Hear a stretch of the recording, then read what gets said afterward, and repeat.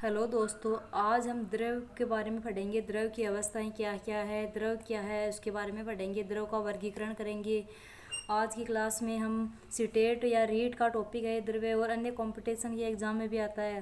द्रव्य क्या होता है आप जानते हैं कि जो कोई भी वस्तु है जो स्थान घेरती है, जिसमें द्रव्यमान होता है या भार होता है, जिसका हम अनुभव करते हैं ज्ञानेंद्रियों द्वारा करते हैं। पदार्थ या किसी प्रकार के द्रव्य होते हैं, वे सारे द्रव्य होते हैं। द्रव्य क्या होते हैं? कणों से मिलकर बना होता है द्रव्य, जो सदा गतिमान अवस्था में रहते हैं। द्रव्य सदा गतिमान अवस्था में रहते हैं और वो बहुत सारे कणों से मिलकर बने हुए होते हैं। द्रव के कणों को मध्य कुछ रिक्त स्थान पाया जाता है, इसे अंतःकणीय या अंतरावकणिक स्थल कहते हैं। द्रव के होता है ना, उसके कणों के मध्य कुछ रिक्त स्थान पाया जाता है, मतलब कि खाली स्थान होता है जगह जगह।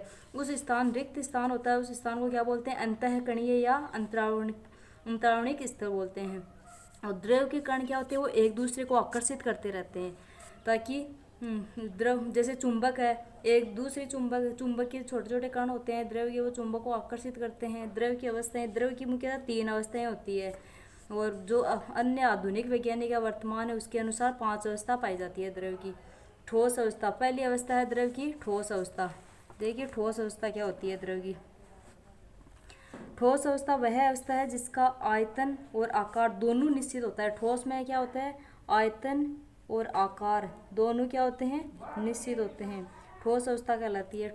इस अवस्था में बाएं बल लगाने पर ठोस अपने आकार को बनाए रखते हैं, बाहर की ओर बल लगाते हैं तो ठोस अपने आकार को बनाए रखते हैं।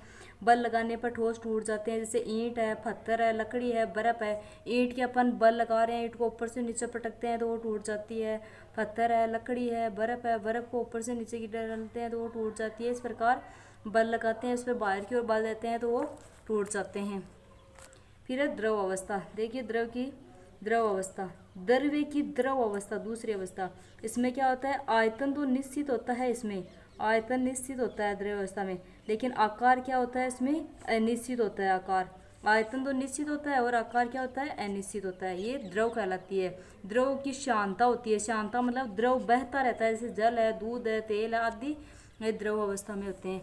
अब पढ़ रहे हैं अपन द्रव्य की तीसरी अवस्था। कौन सी अवस्था है? गैसीय अवस्था। एनसीईआरटी पे आधारित है ये टॉपिक।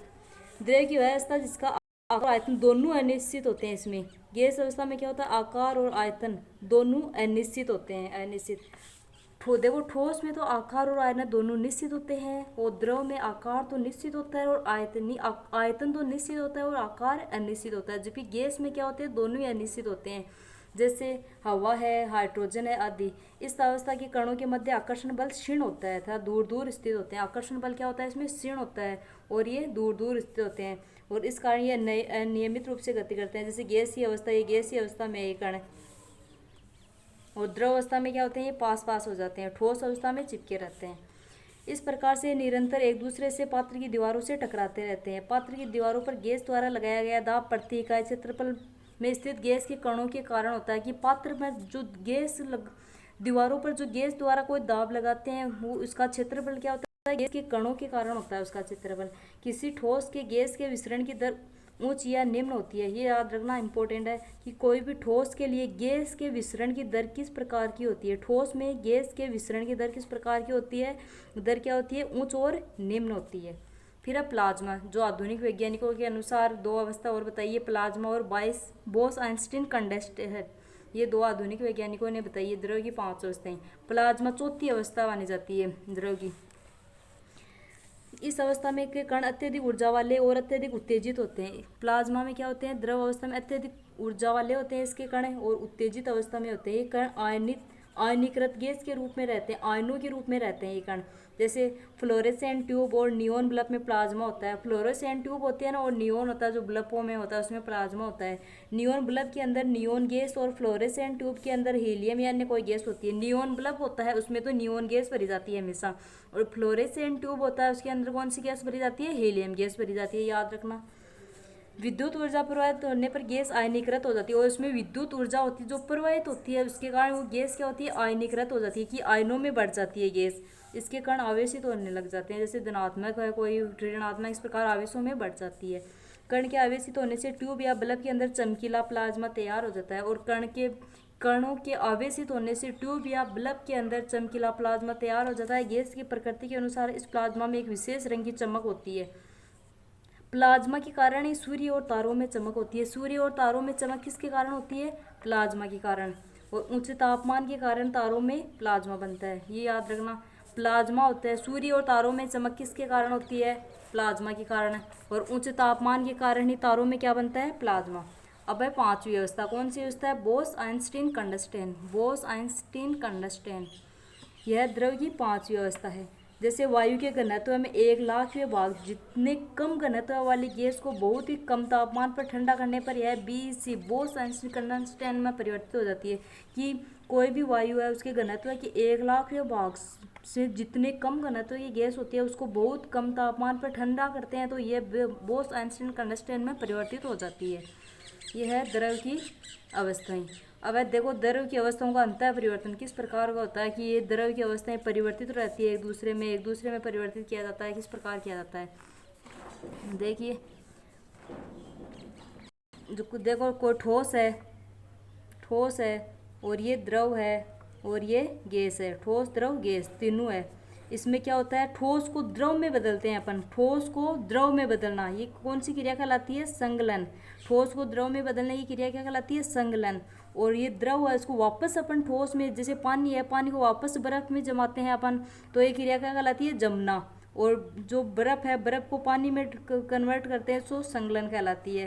फिर द्रव है, द्रव को अपन गैस के रूप में करते हैं कन्वर्ट। द्रव को जैसे भाप के रूप में, पानी है उसको भाप के रूप में करते हैं तो वाष्पीकरण कहलाती है क्रिया। और भाप या जो गैस है उसको द्रव में वापस परिवर्तित करते हैं तो ये क्या कहलाती है? संघनन। ये क्या कहलाती है? संघनन। ठोस को द्रव में बदलना तो संगलन, और गैस को द्रव में बदलना क्या कहलाती है? द्रव को गैस में बदलना क्या कहलाती है? संघनन। और ये ठोस है, ठोस को अपन गैस में बदलते हैं तो क्या कहलाता है? उद्रवपातन। और गैस को ठोस में बदलना भी क्या कहलाता है? उद्रवपातन। इस प्रकार अवस्थाओं को एक दूसरे में परिवर्तित किया जाता है।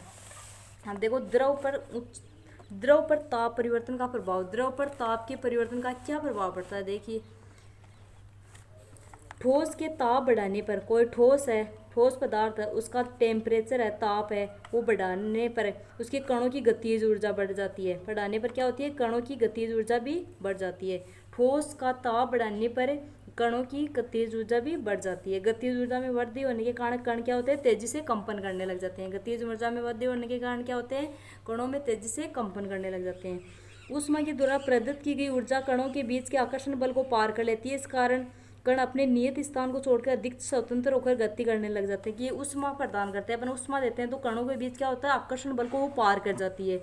और क्या होती है? इस कारण वो अपने नियत कण क्या होता है? अपने स्थान होता है नियत, उसको छोड़कर अन्य स्वतंत्र घूमने लग जाता है, स्वतंत्र गति करने लगता है।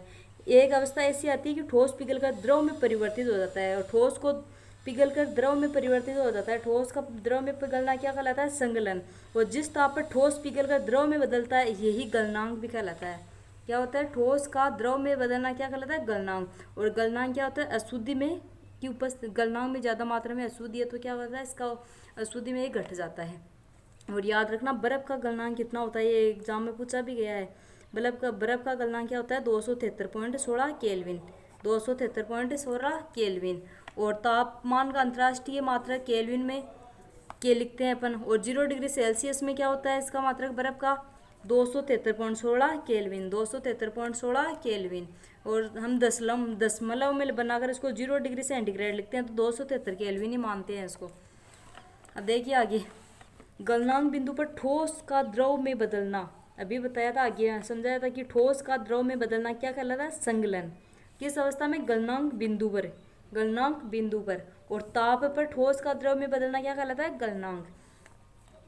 देखो, वायुमंडलीय दाब पर 1 किलोग्राम ठोस को उसके गलनांक पर द्रव में बदलने के लिए जितनी उष्मा ऊर्जा की आवश्यकता होती है उसे संकलन की गुप्त उष्मा कहते हैं। ये याद रखना कि 1 किलोग्राम ठोस है, कोई 1 किलोग्राम ठोस है, उसको गलनांक पर द्रव में बदलने की जो उष्मीय ऊर्जा की आवश्यकता होती है वो क्या कहलाती है? संकलन की गुप्त उष्मा। संकलन की गुप्त उष्मा।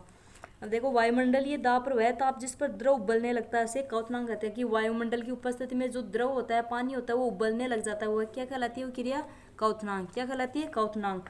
और जल का क्वथनांक क्या होता है? ये भी याद रखना, जल का क्वथनांक 100 डिग्री सेंटीग्रेड होता है। और इसको केल्विन में बदलते हैं तो 273 में 100 प्लस देते हैं तो 373 केल्विन हो जाता है।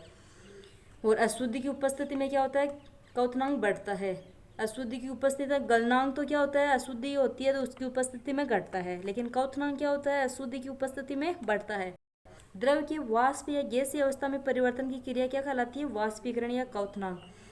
क्वथनांक से कम ताप पर, क्वथनांक से कम ताप पर द्रव में वाष्प में परिवर्तन होने की क्रिया वाष्पीकरण कहलाती है। कि क्वथनांक उससे भी कम ताप होता है, क्वथनांक से भी क्या होता है, कम ताप, उस पर अपन द्रव को वाष्प में परिवर्तित करते हैं तो ये क्रिया क्या कहलाती है, वाष्पीकरण। सतही क्षेत्र ताप है, तेज हवा है, उसमें वाष्पीकरण की दर बढ़ जाती है। और आर्द्रता होती है, उसमें क्या होती है, जैसे तेज हवा, इसमें तो क्या होता है कि वाष्पीकरण की दर बढ़ जाती है। और आर्द्रता होती है ना, आर्द्रता क्या मौसम रहता है तो उसमें की उपस्थिति में क्या होता है, घट जाता है। ऊर्जा की वह मात्रा जो 1 लीटर जल के क्वथनांक बिंदु पर वाष्प में परिवर्तन में आवश्यक होती है, वाष्पन की गुप्त ऊष्मा कहलाती है। वाष्पन की गुप्त ऊष्मा क्या किसे कहते हैं, कि 1 लीटर के जल के क्वथनांक में, 1 लीटर जल के क्वथनांक के बिंदु पर वाष्प में परिवर्तन करते हैं ना, वाष्प में 1 लीटर जल या द्रव है उसको वाष्प में परिवर्तन करना वाष्पन की गुप्त ऊष्मा कहलाती है, वाष्पन की गुप्त ऊष्मा कहलाती है। जैसे वह प्रक्रम से ठोस पदार्थ द्रव में परिवर्तित हुए बिना सीधे गैस में, कोई ठोस पदार्थ है वो द्रव में परिवर्तित हुए बिना सीधे गैस में परिवर्तित हो जाता है, तो इस गैस या गैस अवस्था से सीधे ठोस अवस्था में आ जाता है फिर वापस, तो यह क्रिया क्या कहलाती है, उद्रवपातन। क्या कहलाती है, उद्रवपातन। ये याद रखना उद्रवपातन क्या होता है। जैसे उद्रवपातन में क्या क्या होता है, नेपथलीन है, बेंजोइक अम्ल है, ये सारे क्या किस में आते हैं, उद्रवपातन में। नेपथलीन और बेंजोइक किस में आते हैं, उद्रवपातन में। 373 केल्विन या 100 डिग्री सेंटीग्रेड ताप पर या भाप पर वाष्प कणों को उसी ताप पर या पानी के कणों में अधिक ऊर्जा आवश्यकता होती है। मतलब 373 डिग्री केल्विन है या 100 डिग्री सेंटीग्रेड है, उसके उस भाप पर या वाष्प पर कणों पर पानी के कणों की अपेक्षा अधिक ऊर्जा होती है इसमें, 373 डिग्री वाष्प के कणों में। ऐसा इसलिए होता है क्योंकि भाप कणों का वाष्पीकरण की गुप्त ऊष्मा के रूप में अतिरिक्त ऊष्मा अवशोषित कर लेती है। क्योंकि भाप क्या होता है, वाष्पीकरण की गुप्त ऊष्मा होती है ना, उससे अतिरिक्त ऊष्मा अवशोषित कर लेती है। इस वजह से भाप में वाष्प के कणों की अपेक्षा क्या होती है, अधिक ऊर्जा होती है। यह है ताप का प्रभाव। अब देखो दाब का प्रभाव क्या होता है। दाब का प्रभाव क्या होता है, किसी गैस पर दाब बढ़ाने पर उसके कणों के मध्य अंतःकणीय दूरी कम हो जाती है। कोई भी गैस है उस पर क्या करते हैं अपन, दाब बढ़ाते हैं गैस पर, तो उसमें क्या होता है, अंतःकणीय दूरी क्या होती है, कम हो जाती है, और कण क्या होते हैं, पास पास आ जाते हैं, और इस प्रकार वह द्रव में परिवर्तित हो जाता है। किसमें परिवर्तित होता है, द्रव में। और देखो दाब बढ़ाकर, दाब है प्रेशर है उसको बढ़ाकर, और ताप है टेम्परेचर उसको कम करके गैस को द्रवित किया जाता है। गैस है उसको क्या करता है, द्रव में बदला जाता है। देखो गैस को द्रव में किस प्रकार बदला जाता है, दाब को तो बढ़ाते हैं और ताप को कम करते हैं, फिर गैस को द्रव में बदल देते हैं। दाब बढ़ाने पर द्रव का क्वथनांक भी बढ़ता है, और अपन प्रेशर बढ़ाते हैं तो द्रव है उसका क्वथनांक भी क्या होता है, बढ़ता है। क्वथनांक भी क्या होता है, बढ़ता है।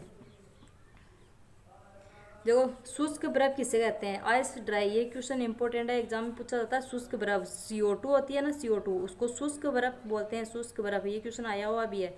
वायुमंडलीय दाब पर जब एक वायुमंडल या एटमॉस्फेयर में जो ठोस CO2 होती है ना, ठोस CO2 वो द्रव अवस्था में आए बिना सीधे गैस में परिवर्तित हो जाती है, तो ये ठोस CO2 क्या होती है, ये शुष्क बर्फ कहलाती है। क्या कहलाती है, शुष्क बर्फ। वायुमंडलीय दाब का मापन मात्रक, जब ऐसा मात्रक क्या होता है वायुमंडलीय गैस का, PA पास्कल, और एक एटमॉस्फेयर में कितने पास्कल होते हैं, 1.01 गुणा 10⁵ पास्कल। वायुमंडल में वायु का दाब वायुमंडलीय दाब कहलाता है। समुद्र की सतह पर वायुमंडलीय दाब एक वायुमंडल होता है, इसे सामान्य दाब कहा जाता है। अब देखिए अपन क्या करते हैं, द्रव का वर्गीकरण। क्या पढ़ते हैं अपन, द्रव का वर्गीकरण, किस प्रकार से द्रव को वर्गीकृत किया गया है। आगे आने वाली क्लास में पढ़ेंगे द्रव का वर्गीकरण दोस्त।